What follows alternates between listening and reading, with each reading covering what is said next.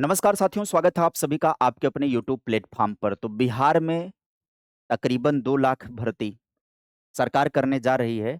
नौकरियों की बहार है बिहार में, लेकिन यूपी में सन्नाटा है, यूपी में कोर्ट कचहरी है।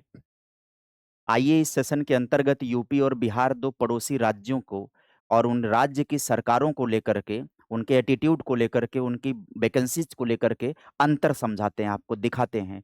बिहार सरकार की तरफ से एक बड़ी पहल हुई है, आप सभी लोग देख सकते हैं।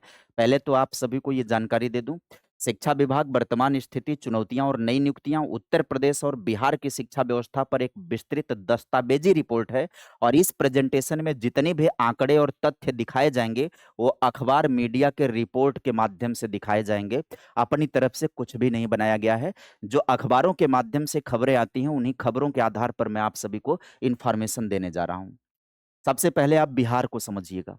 बिहार में अभी आप सभी को पता है कि आज की अखबार में खबर आई हुई है कि बिहार में ऐतिहासिक पहल हो रही है नियुक्ति और वार्षिक कैलेंडर को लेकर के। बिहार में 1.95 लाख रिक्त पदों पर नियुक्ति का कैलेंडर जारी होगा। बिहार में पहली बार राज्य सरकार तकरीबन 2 लाख रिक्त पदों के लिए वार्षिक कैलेंडर जारी करने जा रही है। इसमें आवेदन प्राप्त करने, परीक्षा आयोजित करने और परिणाम की तिथियां पहले से तय होंगी और सामान्य प्रशासन विभाग ने आयोगों को रिक्त पदों की नियुक्ति की अनुशंसा भेज दी है।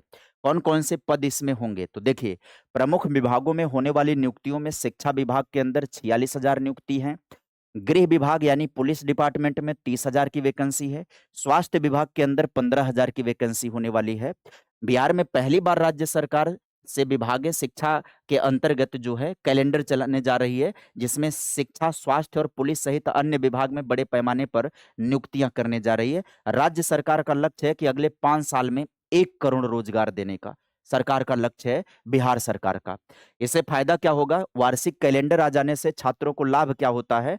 वो अपनी प्रिपरेशन अच्छी कर सकते हैं, तो एक परीक्षा देंगे, परिणाम और करियर सब कुछ उनका सेटल हो जाएगा। अचानक परीक्षा की तिथि घोषित होने से छात्रों के तैयारी का क्रम जो है वो बिगड़ जाता है, भविष्य की योजना अच्छी नहीं हो पाती है। सरकार अगर कैलेंडर जारी करके व्यवस्थित तरीके से जानकारी दे देगी छात्रों को, तो छात्र उस दिशा में सकारात्मक हो जाएँगे। ये तो बिहार की खबर हो गई। बिहार देखिए किस तरीके से आगे बढ़ रहा है। अब आइए यूपी में। यूपी में सरकार का आंकड़ा क्या आता है? यूपी में सरकार का आंकड़ा आता है, विधानसभा के अंदर मंत्री जी बोलते हैं, हमारे यहाँ शिक्षक और शिक्षा मित्र मिल करके पूरी तरह से शिक्षा व्यवस्था को सही चला रहे हैं। हमें कोई नए टीचर की ज़रूरत नहीं है, लेकिन ज़मीनी हकीकत अखबार के रिपोर्ट के माध्यम से ये मैं आपके सामने रख रहा हूँ। शिक्षकों के बिना सूने पड़े हैं शिक्षा के मंदिर।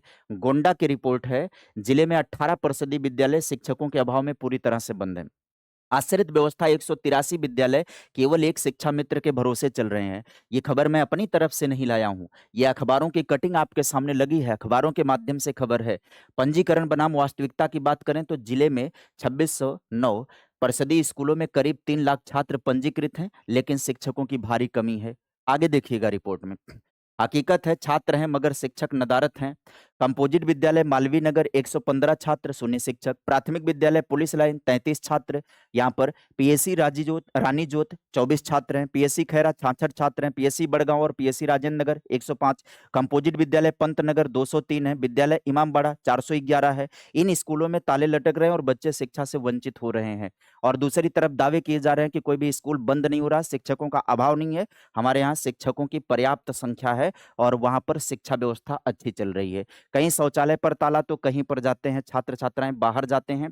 गाजीपुर प्राथमिक विद्यालय में सुविधाएँ हैं लेकिन सफाई कर्मचारी नहीं है। केस जखनिया की बात करें तो जिसमें खुदबख्शपुर में शौचालय पर ताला है, तर्क है कि बच्चे गंदा कर देते हैं। और हनीता छात्र-छात्राओं के लिए अलग शौचालय नहीं है, केवल एक ही शौचालय का उपयोग करते हैं। मदनपुर में तो इंफ्रास्ट्रक्चर की बात करें, बुनियादी सुविधाओं की बात करें तो वहाँ पर भी कमी है। ऑपरेशन ब्लैक बोर्ड के तहत जो भी सुविधाएँ परिषदीय विद्यालयों को दी गई हैं, कई विद्यालय ऐसे हैं जो उसी व्यवस्था पर आज भी झूल रहे हैं, उसी व्यवस्था पर आज भी चल रहे हैं। सुप्रीम कोर्ट में नई भर्ती की गुहार लगाने पहुँच गए हैं शिक्षा मित्र।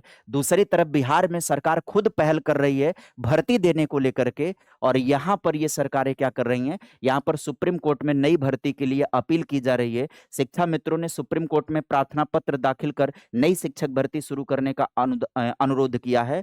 ये सिविल अपील रामशरण मौर्य बनाम स्टेट ऑफ यूपी में जो उस समय सुनवाई हुई थी, सरकार ने अपना वो दिया था, बयान दिया था या बयान हल्फी दिया था कि 51,000 रिक्त पद हैं हमारे यहाँ, वो भर्ती हम करेंगे और शिक्षा मित्रों को नया अवसर देंगे। अब वो अवसर तो मिला नहीं कभी, तो उसके लिए 69,000 की जो सुनवाई चल रही है, उसमें ये लोग अपने केस को लिस्ट करवा रहे हैं और ये प्रार्थना पत्र दाखिल कर रहे हैं कि माई बाप सरकार, वो जो पुराने वादे किए गए थे वो पूरे नहीं हुए हैं, हमें अवसर दिया जाए और हम एक अवसर पाएंगे तो हम वैकेंसी में शामिल होंगे, तो हो सकता है कि हमें एक बेहतर रोजगार प्राप्त हो जाएगा। जून 2020 में हलफनामे में स्वीकार किए गए थे 51,112 पद और 68,500 भर्ती से बचे हुए 27,713 पद, जिस पर कोर्ट ने आदेश दिया था कि इस बचे हुए पद को भर्ती किया जाए, कंप्लीट किया जाए।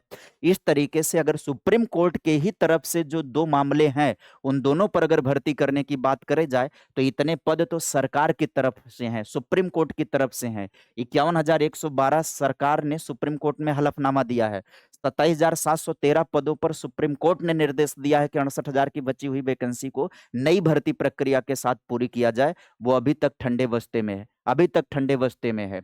72,825 प्रशिक्षु शिक्षक भर्ती, एक लंबा इंतजार, एक लंबी लड़ाई इनकी भी चल रही है। याचिकाकर्ताओं का भविष्य निर्णायक मोड़ पर पहुंचा है। कटऑफ से अधिक अंक पाने के बावजूद भी चयन से वंचित के मामले में सुनवाई हो रही है। सुप्रीम कोर्ट के आदेश पर 14,851 याचिकाकर्ताओं की सूची वेबसाइट पर अपलोड की जा चुकी है। स्थिति है कि हजारों अभ्यर्थी सालों से न्याय के इंतजार में हैं। ये यूपी की कंडीशन चल रही है और दूसरी तरफ जो सरकारी टीचर कार्य कर रहे हैं, उनके लिए टीईटी अनिवार्यता लागू कर दी गई है, वो उसके खिलाफ आंदोलनरत हैं। शिक्षा व्यवस्था कैसे चलेगी, कैसे गुजारा होगा, कैसे शिक्षा व्यवस्था सुदृढ़ होगी, मजबूत होगी, इस पर विचार करने की तो जरूरत है ही। सरकार को विचार करना चाहिए, न्यायपालिका को एक उचित निर्णय पर जाना चाहिए। छात्रों के भविष्य के साथ खिलवाड़ हो रहा है। आपकी क्या राय है इसको लेकर के, बिहार और यूपी सरकार के रवैये को लेकर के? कमेंट बॉक्स में आप सभी लोग लिख करके अपना जवाब दीजिएगा।